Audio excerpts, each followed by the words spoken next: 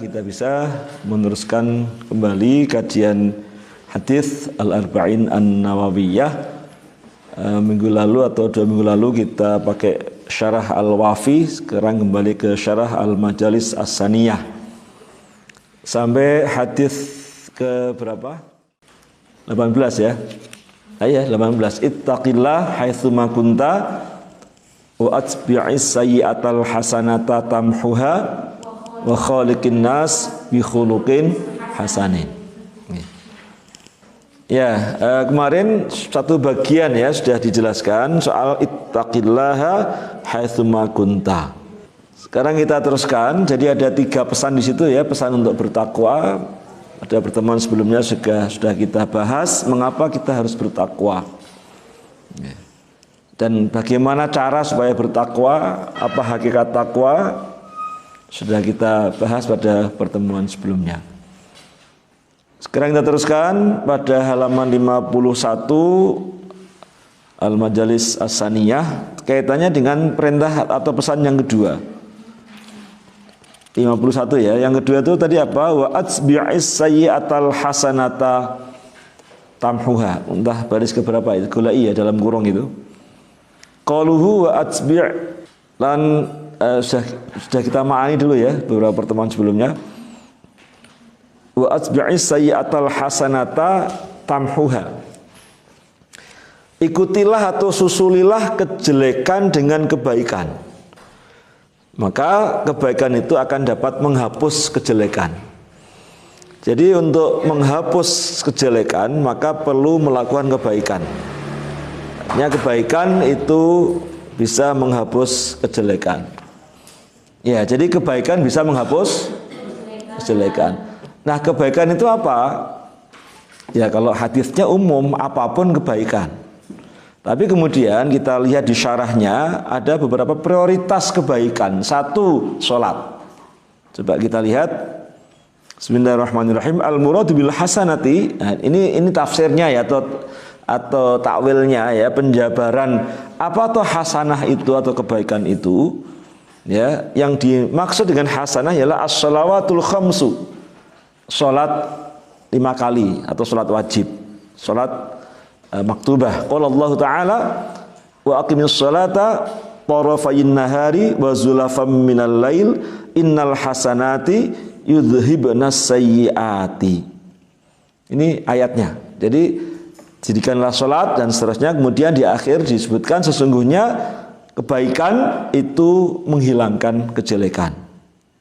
Ya, wa qala sallallahu alaihi wasallam as-salawatul khamsu wal jumu'atu ilal jumu'ati wa ramadhanu ila ramadhana mukaffiratun lima bainahunna majtunibatil kabair. Ya, antara salat satu dengan salat yang berikutnya, antara Jumat satu dengan Jumat yang berikutnya, antara Ramadan satu dengan Ramadan berikutnya, seluruhnya itu melebur hal-hal atau dosa-dosa yang antara keduanya, antara satu sholat ke sholat yang berikutnya, antara Ramadan ini dan yang sebelumnya, antara keduanya itu dilebur dosanya sepanjang dihindari dosa besar. Maka kalau ada hadis ya man qoma ramadhana imanan wa ihtisaban, itu saya hadis yang sangat populer, man qoma ramadhana imanan wa ihtisaban ghufira lahu ma, kok orang nyambung nih, ghufira lahu ma taqaddama min dzambi. Itu kan biasanya nek poso dielengke hadis itu ya. Siapa yang melakukan qiyam Ramadan, menegakkan Ramadan, menegakkan ibadah di bulan Ramadan, ya puasa ya lain-lainnya, terutama puasa, maka diampuni ma taqaddama min dzambi, dosa yang telah lewat.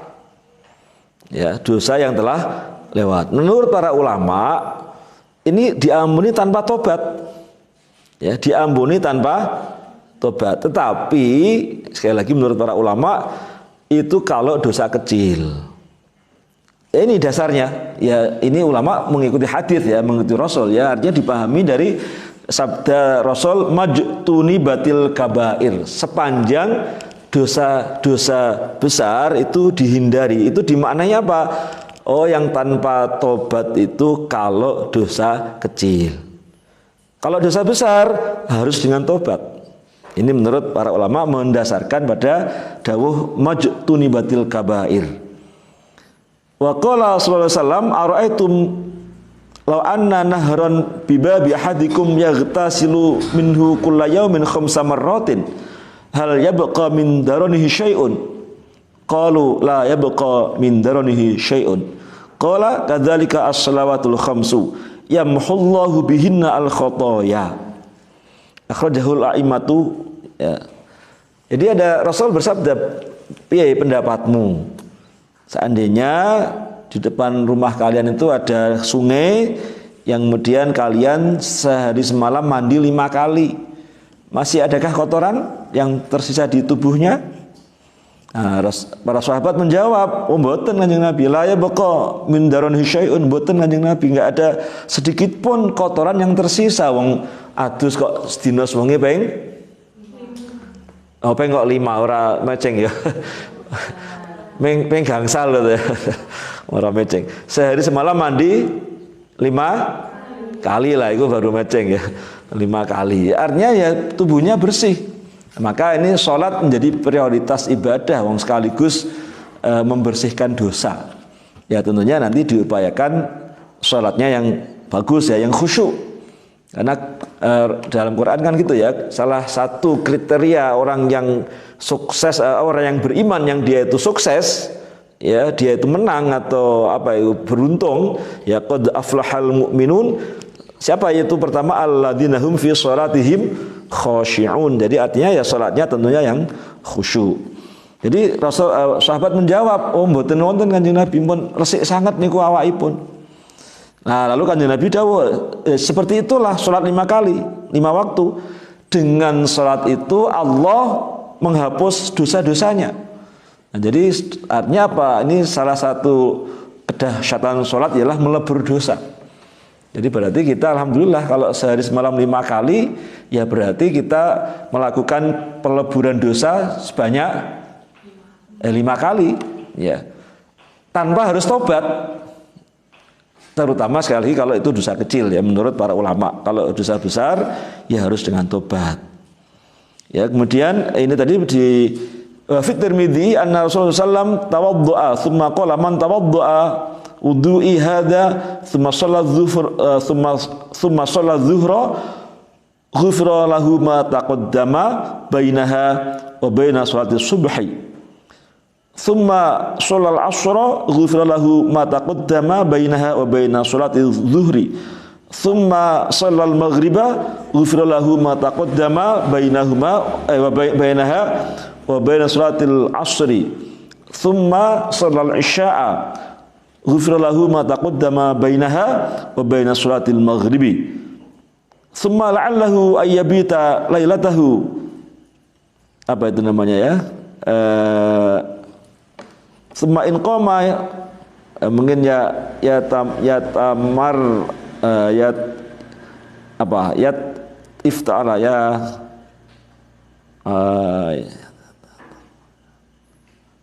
tamarragu thumma in qama fatawadda'a wa shalla subha ghufira lahu ma bainaha wa baina sholatil isya'i. Jadi ini Rasul ini lebih rinci ya, disebutkan tiap-tiap salat. Ya Rasul bersabda, siapa yang wudu seperti wuduku, artinya wudunya sah secara fikih. Karena wudu seperti Rasul ini kan banyak versi ya. Jadi antara mazhab Syafi'iyah dengan mazhab Malikiyah, Hanabilah beda-beda. Sama-sama ngikuti wudunya Rasul ya. Tapi caranya bisa beda-beda. Jadi dalam konteks fikih kita nggak perlu heran. Kalau Syafi'iyah mengusap sebagian kepala, 3 rambut sudah sah. Kalau Hanabilah, Malikiyah harus seluruh kepala. Hanafiyah kira-kira 1/4 kepala. Jadi beda-beda. Tapi di sini dikatakan dia wudu seperti wuduku. Ya artinya sesuai yang hadis Rasul lah ya. Soal rukun sunnah ya itu monggo. Tapi ya yang penting ya kita ngikuti para imam madhab ya, salah satu di antara 4 itu yang mana itu berarti itulah cara wudu Rasul, kita mengikuti menurut pemahaman madhab yang kita ikuti ya. Jadi siapa yang wudu seperti wuduku sabda Rasul, kemudian dia sholat zuhur maka diampunilah dosa antara zuhur dengan subuh tadi sepanjang berapa jam. Terus gitu ya, sholat asar diampuni antara asar dengan zuhur. Terus maghrib diampuni maghrib dengan asar. Terus sholat isya diampuni antara isya dengan maghrib. Terus subuh mungkin dia habis itu sebelum tidur mungkin berbuat dosa.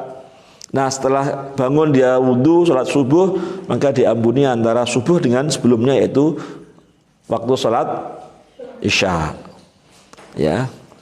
Nah tapi tadi ini sekali lagi menurut para ulama, dosa diampuni tanpa tobat dengan cukup berbuat baik, yaitu sholat, kalau itu dosa kecil. Kalau dosa besar harus tobat.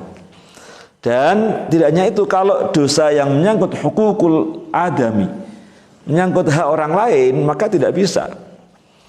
Sampean misalnya ya, naudzubillah, yang ngrasani koncone ya. Iki cok ngrasani apa ora ya? Misalnya itu ya, ngrasani koncone. Berkuwi terus sholat, nah tidak otomatis diampuni dosanya. Dosa yang ngrasani itu akan diampuni kalau apa? Sudah minta maaf. Wah, apurannya ya, mau tak sampai tak rasani. Nah gitu. Kalau enggak diampuni sampai akhirat. Nah ini bahayanya dosa yang menyangkut hukukul adami. Apapun, entah ngerasani, entah apapun lah ya. Ada orang ngambil harta orang lain, itu berarti kalau dia nggak kembalikan, nggak minta maaf sampai akhirat. Ya, jadi maka harus hati-hati betul karo konco. Ojo apa ya, gampang-gampang menyakiti hati teman dengan mungkin apa toh ngerasani atau mungkin apapun lah ya. Apalagi kalau membohongi, kalau memfitnah dan sebagainya, ngomong nggak bener.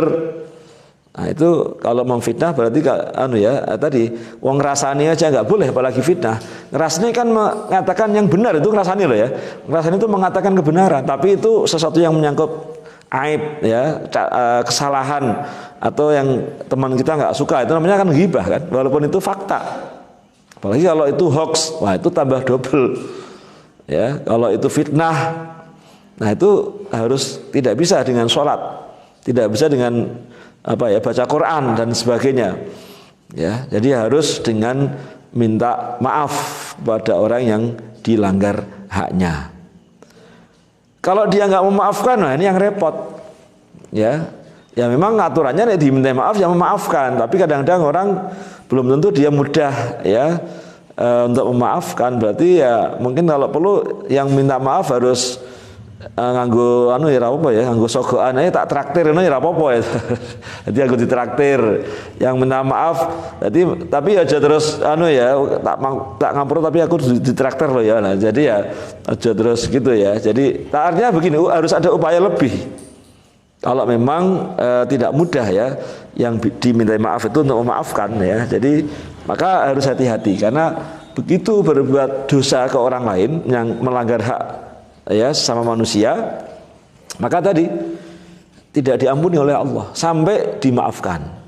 Nah kalau sampai meninggal dunia, maka biasanya kan orang meninggal terus dimintakan maaf itu kan ya. Nah kalau yang di jamaah yang hadir memaafkan atau mengikhlaskan, kalau yang nggak hadir gimana? Ya, dan itu kembali kepada pihak yang tadi dilanggar haknya. Kalau memang tidak memaafkan, ya nanti pertanggung jawabannya di akhirat. Gimana? Nah, itu ya. Kalau yang dilanggar haknya itu punya amal soleh, maka pahala amal soleh itu diberikan pada yang dirasani. Jadi jadi nek dirasani itu malah nambahi ganjaran jadi. Nambahi ganjaran. Karena mendapatkan tambahan pahala amal soleh orang yang ngerasani. Nah kalau dia hobi ngerasani, sing dirasani akeh pol ya, sedangkan amalnya itu jadi wis akeh, ning selo akeh harus ndek ngrasani atau nglanggar hak wong liya, ndang rasane entah apapun ya. Maka piye? Setelah dikasihkan semua harta amal solehnya masih kurang, defisit ya, defisit bayar utang dia nglanggar hak itu, maka gimana? Dosa orang yang dirasani dibebankan azabnya kepada orang yang ngerasani. Itulah yang namanya muflis. Ya, Rasul nanya, atadruna manil muflis? Kalian tahu nggak siapa itu muflis? Muflis itu secara bahasa orang yang bangkrut, pailit, jatuh pailit. Sahabat jawab, muflis niku kan Nabi man la dirham lahu wala mata'. Nggih tiyang ingkang mboten gadah arta, Kanjeng Nabi mboten gadah dinar, mboten gadah dirham, mboten gadah arta. Nah, lalu Kanjeng Nabi jelaskan bahwa muflis dalam konteks dosa itu tadi itu. Lebih banyak dia melanggar hukukul adami daripada ibadahnya, pahalanya nggak cukup untuk memulihkan ya, mendapat tadi ya, ketika harus dipertanggungjawabkan di akhirat, ternyata nggak cukup untuk membayar amal solehnya. Maka lebih banyak dosa dengan melanggar hak orang lain daripada amal ibadahnya, namanya muflis, bangkrut ya, naudzubillah min dzalik. Maka kita hati-hati betul ya, ya dengan Allah, dengan makhluk ya. Nah, kalau dengan Allah, dengan sholat sudah diampuni. Nah, dengan makhluk, dengan manusia, nah jadi harus dijaga betul ya, jangan sampai melanggar hak adami. Pesan yang ketiga insya Allah kita teruskan pada pertemuan yang akan datang. Demikian, semoga ada manfaatnya, kurang lebihnya mohon maaf. Kita tutup dengan hamdalah. Alhamdulillahi rabbil alamin. Subhanakallahumma bihamdika asyhadu an la ilaha illa anta astaghfiruka wa atubu ilaik. Wallahu muwaffiq ila aqwamit thoriq. Assalamu alaikum warahmatullahi wabarakatuh.